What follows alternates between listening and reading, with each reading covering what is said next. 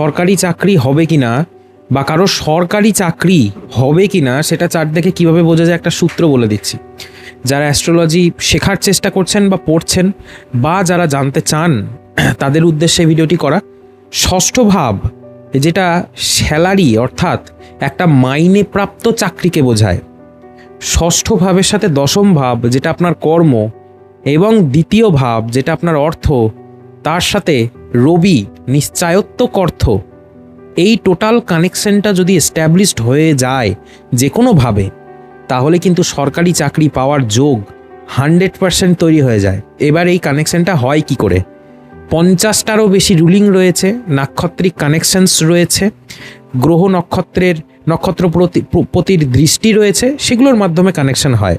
তো এই ষষ্ঠ, দশম, দ্বিতীয় রবি এবং একাদশও যদি বারবার আসে তাহলে তার 100% সরকারি চাকরি হবেই। এরকম প্রচুর চার্ট রয়েছে। তো ভিডিওটাকে শেয়ার করে দেবেন। আর সরকারি চাকরির জন্য সবথেকে গুরুত্বপূর্ণ যে গ্রহ সেটা হচ্ছে রবি। ভালো থাকবেন।